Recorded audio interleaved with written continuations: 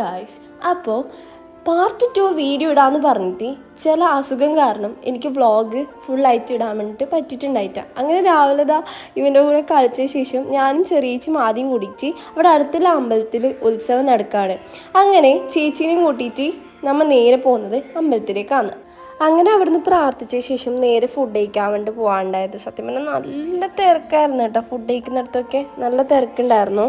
അങ്ങനെ ക്യൂവിൽ നിന്നിട്ട് ഫുഡ് വാങ്ങിച്ച് കഴിച്ചു. ഞാനും ആദ്യം നല്ല വൈബായിരുന്നു കേട്ടോ. വീഡിയോ ഒക്കെ എടുത്തിട്ട് നല്ല ഫുഡായിരുന്നു. അങ്ങനെ ചേച്ചിനും കൂടി നേരെ ചന്തയിലേക്ക് പോയിട്ട് അവിടുന്ന് ഐസ്ക്രീം വാങ്ങിച്ചിട്ട് നേരെ വീട്ടിലേക്ക് പോകാനുണ്ടായത്. നമുക്ക് ഉച്ചയ്ക്ക് ശേഷം സ്ഥലം വരെ പോകാനുണ്ടായിരുന്നു. അങ്ങനെ വലിയച്ഛനും കൂടി കൂട്ടിയിട്ട് നമ്മൾ ഡ്രസ്സ് എടുക്കാൻ വേണ്ടി പോകാമെന്ന്.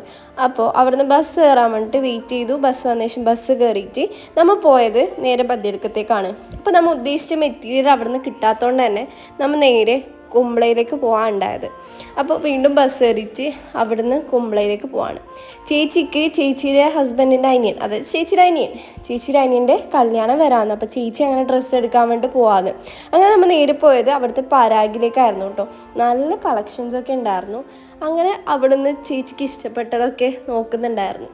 ഞാൻ ആദ്യം ഫുള്ള് മിറർ ഫോട്ടോയും അങ്ങനെ ഇങ്ങനെയൊക്കെ എടുത്ത് ഫുൾ വൈബാക്കുന്നുണ്ടായിരുന്നു. കുറേ നേരം ഡ്രസ്സ് സെലക്ട് ചെയ്തെങ്കിലും കുറച്ച് കഴിയുമ്പോൾ എനിക്ക് അധികം ബോറടിക്കുന്നതുകൊണ്ട് വീഡിയോ എടുത്തോണ്ടുണ്ടായിരുന്നു കേട്ടോ. അങ്ങനെ അവിടുന്ന് നേരെ ചേച്ചിക്ക് ഇഷ്ടപ്പെട്ടൊക്കെ സെലക്ട് ചെയ്തിട്ട് നേരെ കട്ട് ചെയ്യാൻ വേണ്ടിയിട്ട് കൊടുക്കാൻ വേണ്ടി പോയി. അങ്ങനെ ചേച്ചിക്ക് ആവശ്യമായിട്ടുള്ള മെറ്റീരിയൽസൊക്കെ എടുത്തിട്ട് അവിടെ നേരെ തിരിച്ച് ബസ് കയറാമെന്നുണ്ടായത്. നമ്മുടെ ചെറിയ മോൻ എണിച്ചുകൊണ്ട് തന്നെ നമ്മൾ പെട്ടെന്ന് അവിടെ നിന്ന് വീട്ടിലേക്ക് പോകാനുണ്ടായത്.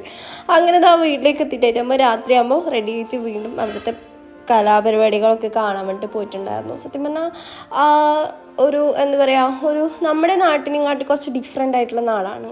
അതായത് നമ്മുടെ ഒരു പ്രോഗ്രാമിൻ്റെ സ്റ്റൈലും അങ്ങോട്ടുള്ള സ്റ്റൈലൊക്കെ ഡിഫറെൻ്റ് ആയിരുന്നു. അങ്ങനെ അബിയേട്ടൻ്റെ ഒരു കസിൻ അവിടുന്ന് ഐസ്ക്രീമൊക്കെ വാങ്ങി തന്നിട്ടുണ്ടായിരുന്നു കേട്ടോ.